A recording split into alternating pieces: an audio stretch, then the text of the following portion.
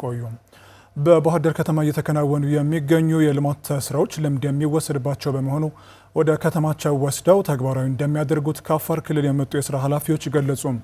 የባህር ዳር ከተማ በተረጋጋ ሰላም ላይ የምትገኝ በመሆኗ ባለሀብቱም ሆነ ጎብኚዎች መጥተው እንዲያለሙና እንዲጎበኙ ጥሪ ቀርቧል። የህዝብ ዓለም ጌታን በዝርዝር ትነግረናለች። የአፋር ክልል ገቢዎች ቢሮ የልኡካን ቡድን የባህር ዳር ከተማን የልማት ስራዎች ጎብኝተዋል። የልኡካን ቡድኑ አባላት በከተማዋ እየተሰሩ ያሉትን የልማት ስራዎች ወደ ክልላቸው ወስደው ለመተግበር ተሞክሮ እንደሚሆኗቸውም ጠቅሰዋል። የአፋር ብሔራዊ ክልላዊ መንግስት ገቢዎች ቢሮ ከተለያዩ የዞን አመራሮች፣ የከተማ መስተዳድር ኃላፊዎችን እና የሴክተር ቢሮ እንደ ገንዘብ ቢሮ፣ እንደ ንግድ ኢንዱስትሪ፣ እንደ መሬት፣ እንደ ከተማ ልማት ቢሮ ያሉ ኃላፊዎች ባሉበት ልኡካን ሆነን የመጣ ነው። በተለይ የአማራ ክልል በገቢ አሰባሰብ ያለውን ተሞክሮ በጥሩ ሁኔታ ማግኘት ችለናል። አጠቃላይ መስተንግዶም እጅግ በጣም ደስ የሚል ነበር።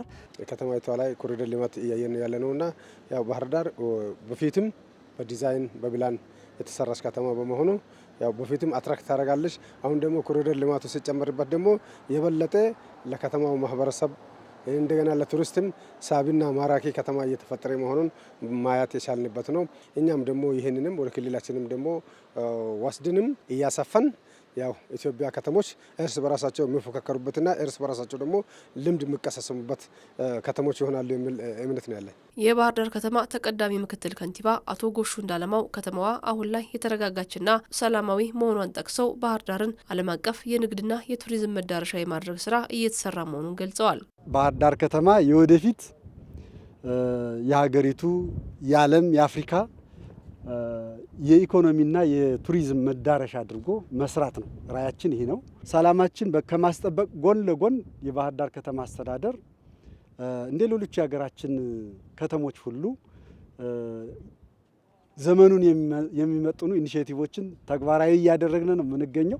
በከተማዋ አሁን ላይ የልማት እንቅስቃሴው በፍጥነት እያደገ መሆኑን የገለጹት ከንቲባው ባለሀብቱ ከተማዋ ላይ መዋለ ንዋዩን እያፈሰሰ መሆኑንም አንስተዋል። በዚህ ዓመት ብቻ ያከናወነውን ልማት ከዛሬ በፊት 10 ዓመት ወደ ኋላ ሄደን አላከናወነውም። በአንድ ዓመት ያከናወነው እና አሁን ባለንበት ሁኔታ የመሰረተ ልማት ስራዎች የሚሰሩበት ትልልቅ መሰረተ ልማት የመንገድ ልማት ስራዎች የሚሰሩበት የኮሪደርና የጣና ዳር ልማት እየተሰራ ያለበት የሞሰብ አንድ ማዕከል አገልግሎት እየተሰራ ያለበት ወደ 680 የሚደርሱ ባለሀብቶች መሬት ወስደው እያለሙ ያለበት 240